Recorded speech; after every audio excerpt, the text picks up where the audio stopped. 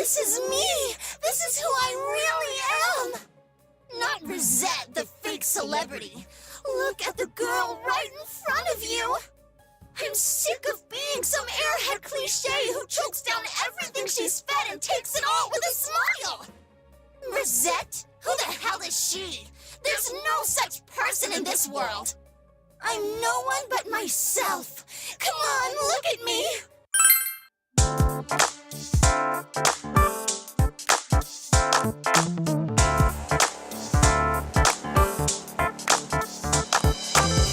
Tell me why I did it. Every dream falling apart. Tell me why I did it after the promise. Still aching, oh baby, I need your love. Looking so different, clear in street light. Heartbeat, it keeps on pounding. Heartbreak, you tell me goodbye. Heartbeat, it keeps on pounding. Heartbreak, you tell me goodbye.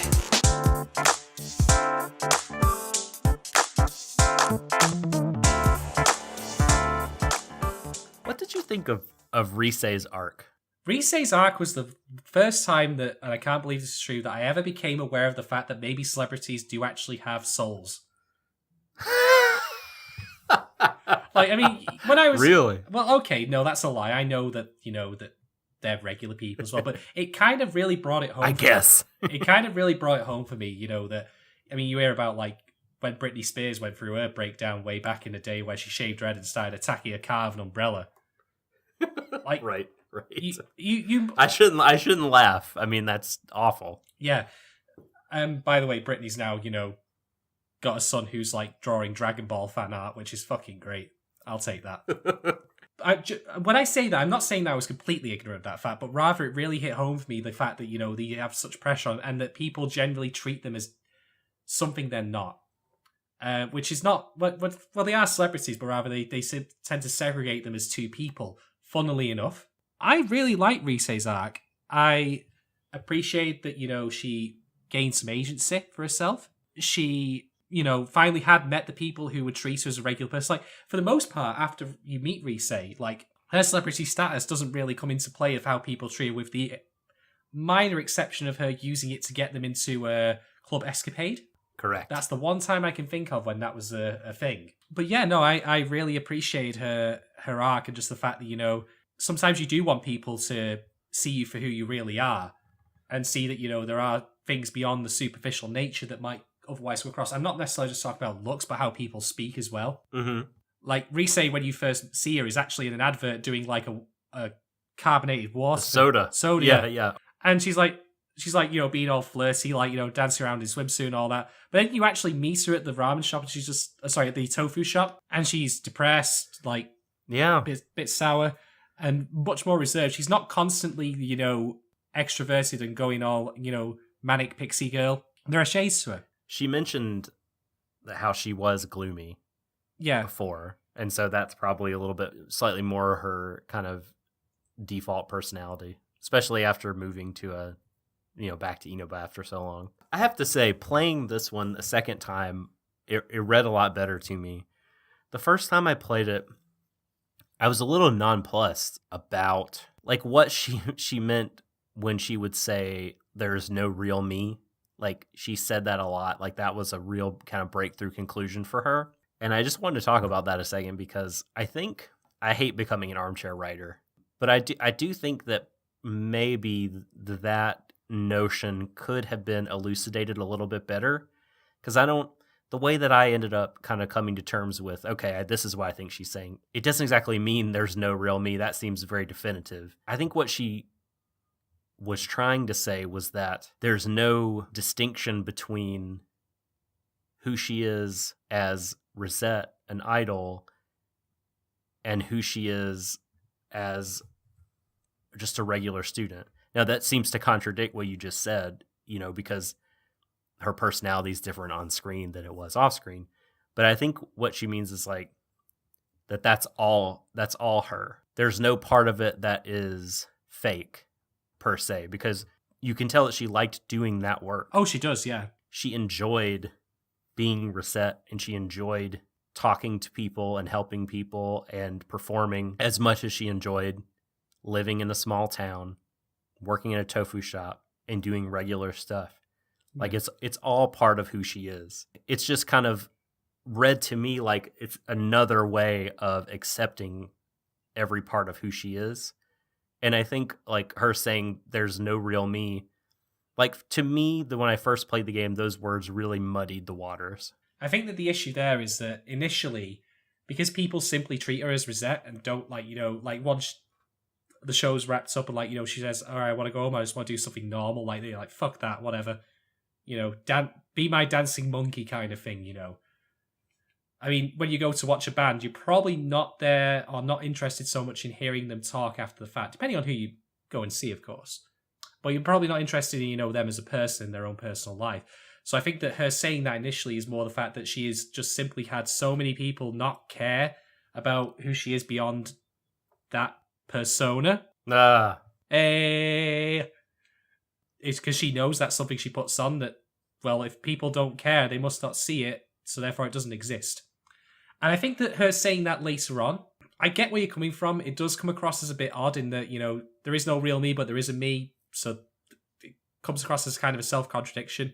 Yeah, what do you mean? Obviously, I think that there are just some terms, and we'll talk about this way in depth later on in the show, but that maybe have specialized meanings. There are shades of meaning that if you're not really kind of trying to suss out what those are, you might not get the full picture.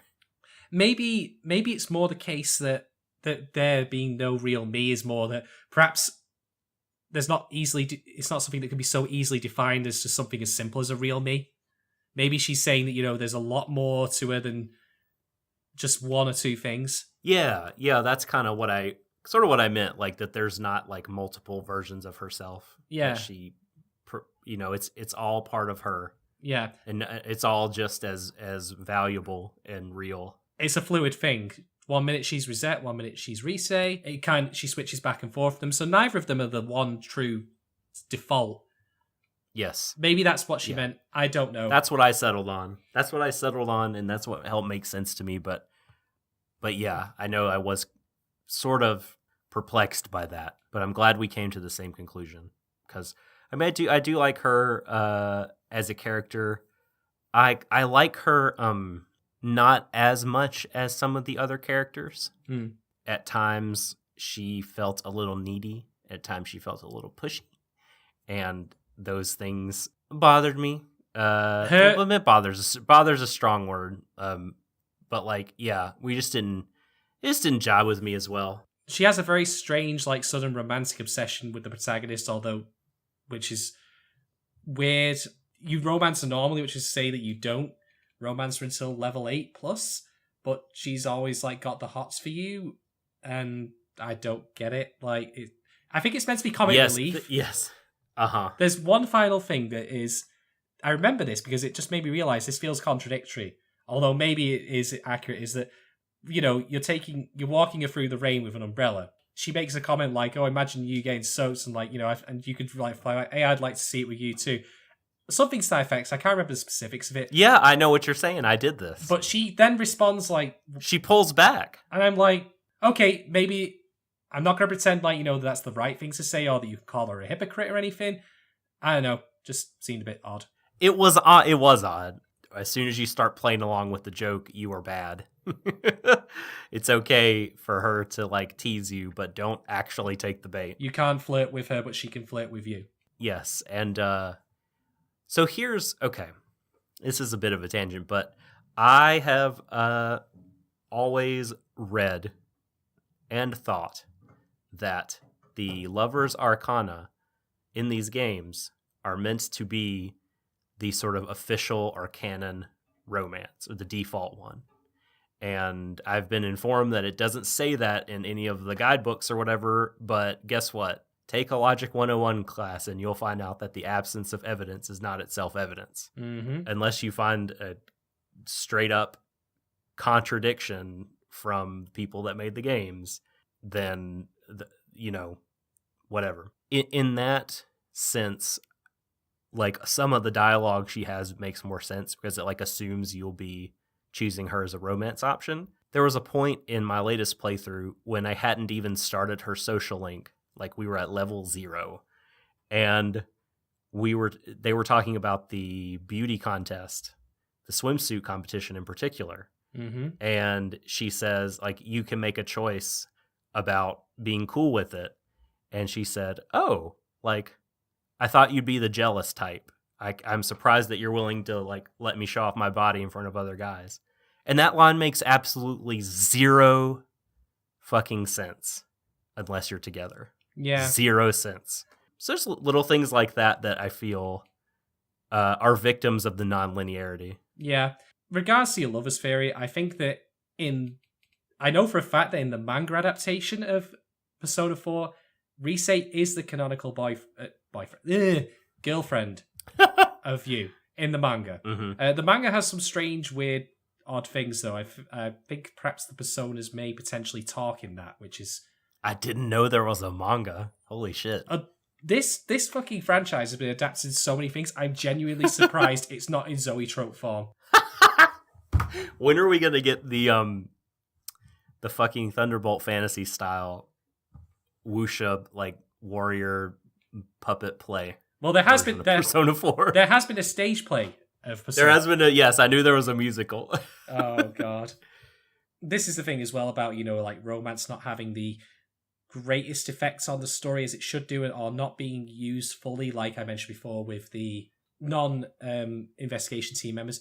Hell, if it actually just outright defaulted to her becoming your girlfriend as time goes on, that would be a thing, but I also could see that people would be not happy with that because it would be an element of choice. Oh, yeah, and this may be a bit of confirmation bias on my part, yeah, because I have this theory or whatever, but, like, Atlas, I feel like, is never going to say, yes, this is the canonical girl, because these games are all about choice and choosing who you get to romance. And yet, despite the fact that there is no canonical romance, they do, in Persona 3, shove a fucking canonical romantic moment upon you, despite the choices you've made at the end of that fucking game.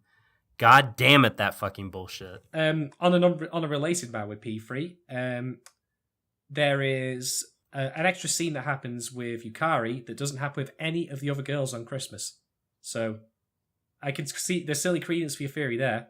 But I never thought that the P3 is the only time I thought the lovers made the most sense for the main character. Anyway. It certainly makes the most sense if you consider Yukari's actions in the answer, but this is a different podcast, so... No matter what I'm doing, I am me. I can say that for sure now. And the strength to say so, it was you who found it for me. Do not waste your time with heavy Friday guys.